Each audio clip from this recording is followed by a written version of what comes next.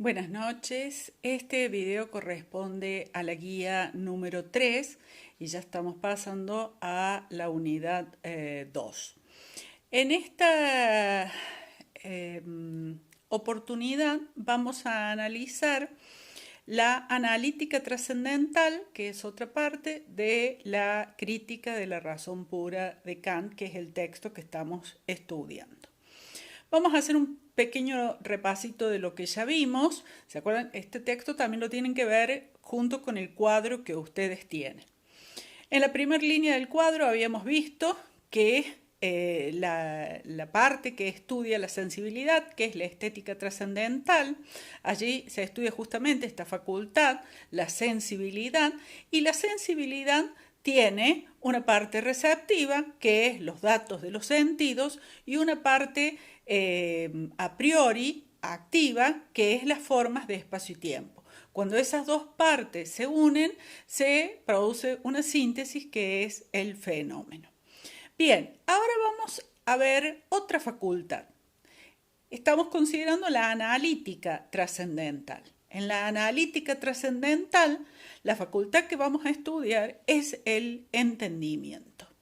Bien, en esta facultad, como toda facultad humana, tiene también una parte receptiva. Recuerden que la receptividad es una parte de esta razón humana, porque es finita, es su límite, y una parte a priori o activa, o sea que es la propia facultad. Esa parte receptiva del entendimiento va a estar dada por el fenómeno, que es el fenómeno que ha constituido la sensibilidad. El entendimiento lo recibe. Ese fenómeno es lo que pone en marcha a esta facultad.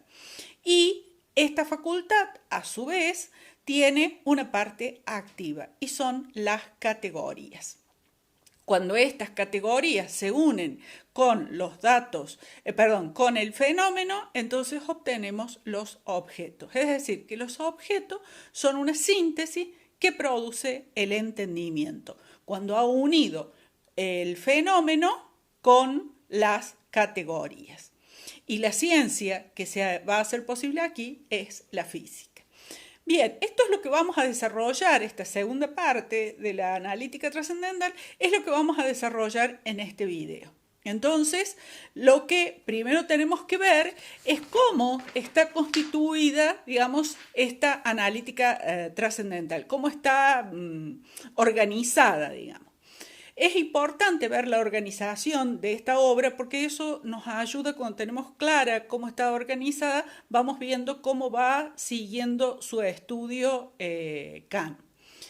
La analítica trascendental tiene dos partes, la analítica de los conceptos y la analítica de los principios. Aquí vamos a estudiar solamente la analítica de los conceptos.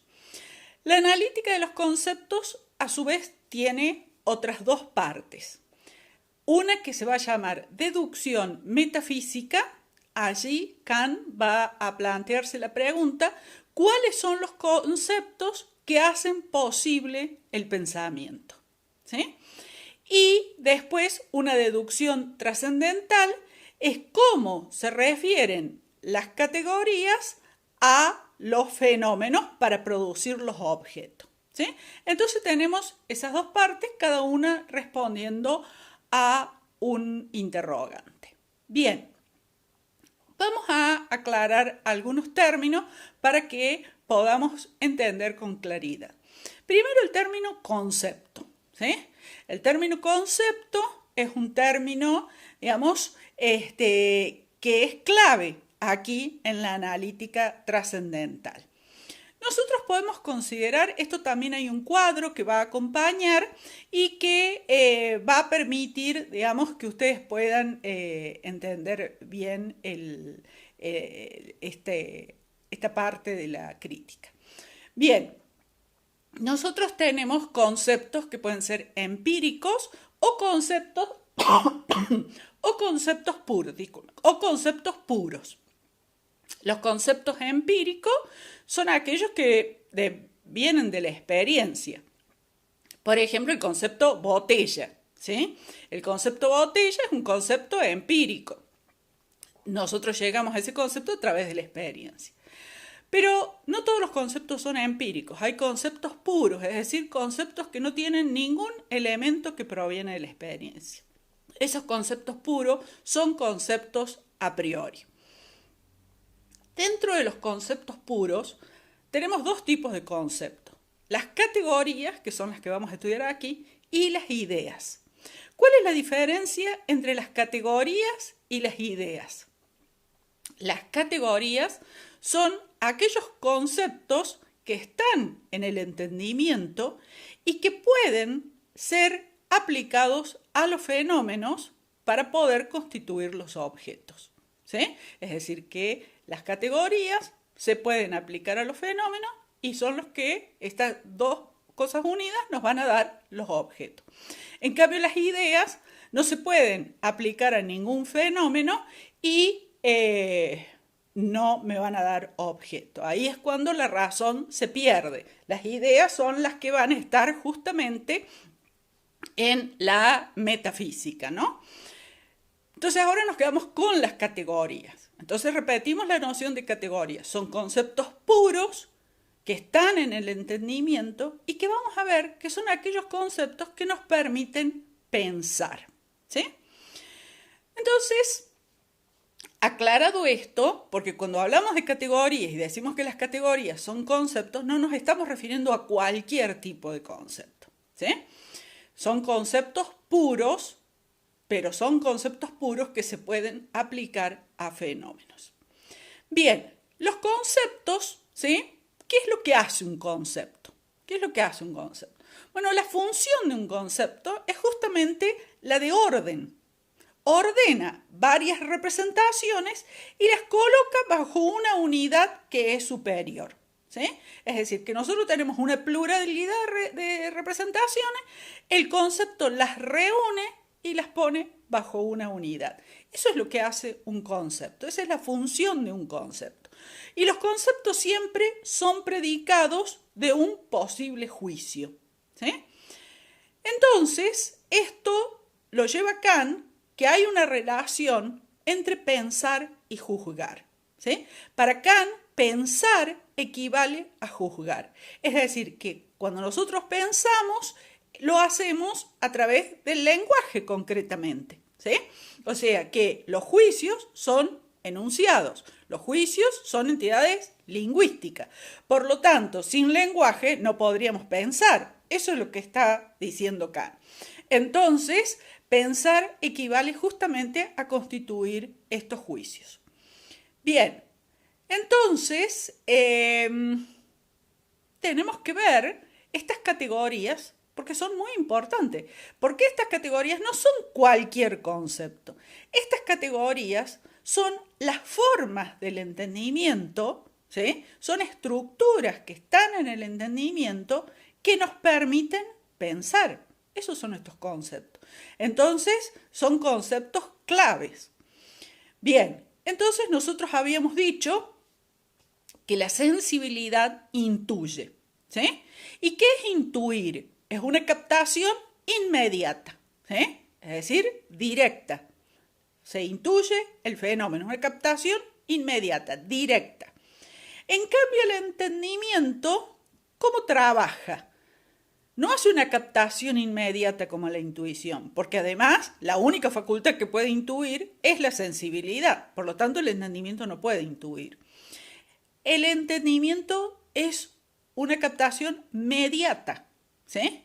¿Qué quiere decir? Si inmediato es directo, mediato quiere decir que es por medio de. Es decir, que el entendimiento trabaja por medio de. ¿Por medio de qué? Por medio de los conceptos, ¿sí?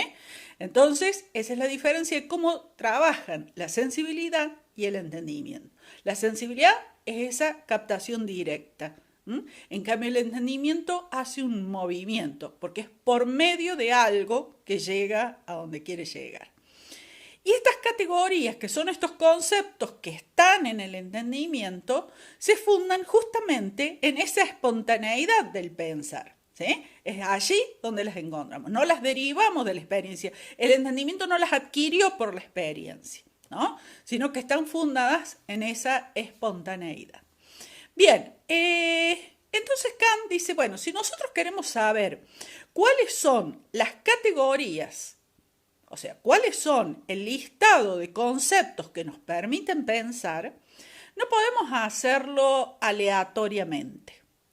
No podemos hacer un listado y después decir, nos olvidamos de poner tal categoría o nos olvidamos de poner tal otra. O sea, eso no se puede hacer. No tiene sentido. Entonces tenemos que obtener a esas categorías de un modo sistemático. Entonces, Kant dice, sí, pensar equivale a juzgar, es decir, hacer juicios, enunciados, y todo concepto es el predicado de un posible juicio. Entonces, si nosotros tenemos claro cuáles son los juicios, ¿no? Cuáles son desde su función una clasificación completa de los juicios, podemos a partir de esa clasificación de los juicios obtener una clasificación y el listado de las categorías, ¿sí? Es decir, que esto lo va a hacer justamente en la parte que se llama la deducción metafísica. Cuando Kant se pregunta cuáles son los conceptos que hacen posible el pensamiento, él para responder esa pregunta va a inferir las categorías, las va a deducir, ¿sí?, de los juicios. Por eso ustedes van a encontrar una tabla de los juicios, ¿sí?, que es una clasificación de los juicios. Los juicios son la forma que los clasificaban los lógicos de la época de Kant, ¿sí? Y vemos que eran 4 rúbricas para clasificarlos, 4 criterios, ¿sí? Según la cantidad, según la cualidad, según la relación y según la modalidad. Ustedes tienen este cuadro en el texto, ¿sí? Entonces, no tiene sentido que lo desarrollemos aquí. Pero, según, por ejemplo, dentro de los juicios, según la cantidad, tenemos los juicios universales, particulares y singulares. Yo les he armado este cuadro y además les he puesto un ejemplo al lado de cada uno de los juicios para que ustedes lo entiendan con claridad. Bien, entonces lo que nos vamos a tener ahora es en este proceso, digamos. Tenemos la tabla de los juicios, ¿sí? Y a partir de allí, Kant va a inferir las categorías. Entonces, por ejemplo, de los juicios universales va a deducir la categoría de unidad, ¿sí? Entonces, de ese modo vamos a poder saber cuáles son exactamente las categorías que nos permiten el pensamiento. ¿Cuáles son estos conceptos que nos permiten pensar? Sin estos conceptos no habría objetos y sin objetos no hay ciencia. Por lo tanto, estos conceptos son fundamentales, ¿sí? Entonces, en esta deducción, nosotros lo que hemos obtenido es justamente el listado de las categorías. Y allí ustedes lo van a tener también, tienen también en el texto la tabla de las categorías. ¿Cuáles son las categorías que nos permiten pensar? Bien, vamos ahora a la otra parte, ¿sí? A justamente la parte trascendental, ¿no? Bien, ahí Kant habíamos dicho que se hacía otra pregunta, que ¿cuál era la pregunta? ¿Cómo? Ya tenemos las categorías. Ahora bien, ¿cómo es que estas categorías se aplican a los fenómenos? ¿Por qué acá tenemos un problema? Acá tenemos un problema porque los fenómenos tienen una parte empírica que es los datos de los sentidos, ¿sí? Y una parte pura, que es la parte a priori, las formas de espacio y tiempo. Y las categorías solamente son conceptos puros. Entonces, ¿cómo puedo hacer para unir ambas cosas? ¿Sí? Es decir, hace falta un enlace entre la sensibilidad y el entendimiento, para que ese enlace, digamos, haga posible la aplicación de las categorías a los fenómenos y poder así obtener los objetos. Bien, entonces Kant lo que va a decir, hace falta alguien que haga, digamos, esa operación. Es decir, ese alguien, digamos, va a ser una nueva facultad, que es la de la imaginación trascendental. Es decir, que él postula una facultad que después va a ser un poco subsumida por el propio entendimiento, pero esta facultad de la imaginación trascendental, ¿cómo opera? Opera como un puente, como un enlace entre la sensibilidad y el entendimiento. Es decir, que va a hacer posible que las categorías se puedan aplicar a los fenómenos. Si no, no hay modo de que los fenómenos puedan ser subsumidos bajo las categorías. Cuando hablamos de imaginación, aquí tenemos que tener cuidado de no entender primero lo que entendemos cotidianamente por imaginación, de ser algo creativo, no tiene nada que ver con eso. En la época de Kant se entendía imaginación en un sentido como imaginación reproductiva. ¿Sí? Un ejemplo, yo estoy observando este cuaderno. ¿Sí? Yo lo observo en este momento, lo estoy viendo, lo estoy percibiendo, estoy viendo cómo son sus hojas, cómo está hecho, si tiene algo escrito, bueno, lo estoy percibiendo. Pero de pronto ya no lo tengo más frente a mis sentidos, ¿sí? Ya sea, por ejemplo, cierro los ojos, pero sin embargo yo puedo recordar aquello que percibí. Bueno, eso es la imaginación, eso es la imaginación reproductiva. Simplemente yo ya no estoy en presencia del objeto, sino que ahora lo puedo reproducir en mi mente, ¿sí? Entonces esa es la imaginación reproductiva. Y esta no es la imaginación trascendental. La imaginación trascendental no es reproductiva, la imaginación trascendental es productiva. ¿Sí? ¿Por qué es productiva? ¿Qué produce esta imaginación trascendental? Produce síntesis. ¿Sí? Produce nuevas síntesis. ¿Qué tipo de síntesis? Y bueno, es la que justamente, porque nosotros ¿qué tenemos? ¿Qué nos dejó la sensibilidad? Esto que llamamos fenómeno. Entonces, una multiplicidad de representaciones sensibles, ¿no? Tenemos muchas representaciones sensibles. Lo que hace la imaginación trascendental es juntarlas, reunirlas en una unidad, ¿sí? Y esas representaciones reunidas en una unidad es una síntesis. Y entonces deja preparada esa síntesis para que después el entendimiento pueda justamente aplicar las categorías. Entonces, esta imaginación trascendental hace de un enlace, de un puente entre el entendimiento y la sensibilidad. Nosotros pensemos que un objeto es una especie de síntesis de síntesis. ¿Sí? Primero tenemos la síntesis del fenómeno. Después eso se une con otros elementos y la síntesis de la imaginación trascendental. Y después eso se une con las categorías y tenemos el objeto. Entonces siempre es síntesis de síntesis. Kant es el filósofo de la síntesis. Bien, ahora, para que todas estas síntesis sean posibles, ¿no? Porque todo este mecanismo de síntesis se pueda llevar a cabo, hace falta que haya algo que enlace todas mis representaciones, ¿eh? Algo que sea como una especie de síntesis originaria, ¿sí? Bien, entonces la pregunta es, ¿qué es lo que enlaza mis representaciones? O sea, ¿qué es lo que hace posible que se puedan hacer todas estas síntesis, ¿no? Y Kant va a decir que todas estas síntesis refieren a una conciencia, refieren a un yo, ¿sí? Que esta va a ser la interpretación del yo pienso kantiano, que es totalmente diferente al yo pienso de Descartes. ¿Sí? Cuando Descartes decía yo pienso, el yo al que se refería Descartes era yo René Descartes, es decir, era un individuo, una persona, ¿sí?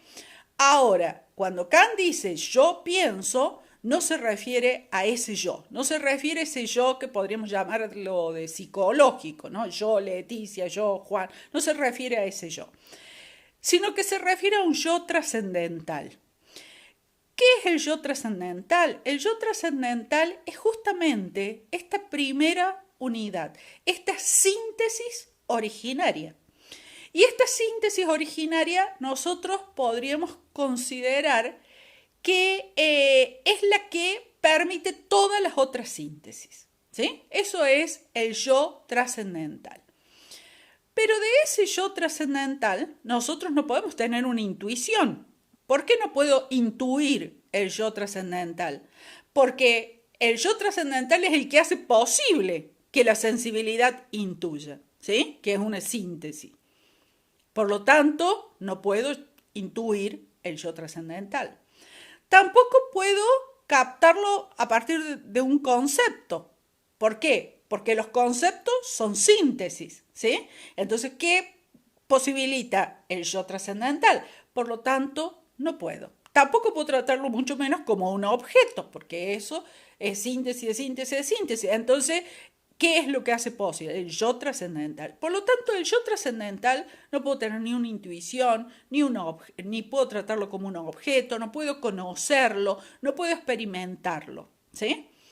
Lo único que puedo tener del yo trascendental es una apercepción, ¿sí? No una percepción, una apercepción, ¿sí? ¿Y qué es una apercepción? Una apercepción pura, dice Kant.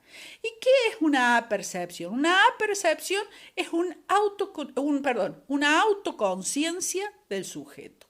Autoconciencia. O sea, es una conciencia de sí. Lo único que puedo tener del yo es una conciencia de sí. ¿Qué quiere decir eso? Que yo puedo comprender que todas mis representaciones son mías, que son mis representaciones, ¿sí? Por lo tanto, eso es lo único que yo puedo. No, fíjense, Kant va a distinguir claramente entre autoconciencia del sujeto de conocimiento del sujeto, ¿sí? Kant niega la posibilidad de que haya un conocimiento del sujeto. El sujeto no puede autoconocerse, pero sí puede tener conciencia de sí. Entonces, para Kant son dos cosas diferentes, la conciencia de sí del conocimiento de sí. Entonces, para Kant podemos tener esta conciencia del yo trascendental. No podemos conocerlo. ¿Por qué no podemos conocerlo? Porque en realidad el yo trascendental es el que hace posible todos los conocimientos. Todo el conocimiento científico es posible gracias al yo trascendental, que es la síntesis originaria. Entonces no podemos conocerlo, ¿sí? Entonces eso es lo primero. Y tenemos aquí una idea muy fuerte. O sea que toda esta síntesis, que es el objeto, ¿sí? Esta síntesis de síntesis que es el objeto, toda la posición del objeto en tanto objeto, se deriva de esta posibilidad del sujeto de conciencia de sí, ¿sí? Es decir, que si el sujeto no tuviese la posibilidad de tener una conciencia de sí, no podría haber objetos, ¿sí? Es decir, hay objetos gracias a que el sujeto tiene la posibilidad de tener esta conciencia de sí, ¿sí? Entonces, aquí vemos la total dependencia del objeto de parte del sujeto. O sea, de esta conciencia de sí del sujeto se va a derivar el objeto. O sea, el objeto es posible gracias a esta síntesis originaria que es el yo trascendental y que yo puedo tener conciencia de sí. O sea, y que el sujeto puede tener conciencia de sí. Entonces, estas son las nociones fundamentales que Kant va a desarrollar en la analítica de los conceptos, que es una parte de la analítica trascendental. En los próximos videos vamos a ver las otras partes de la analítica trascendental. Bueno, buenas noches y nos vemos en el próximo video.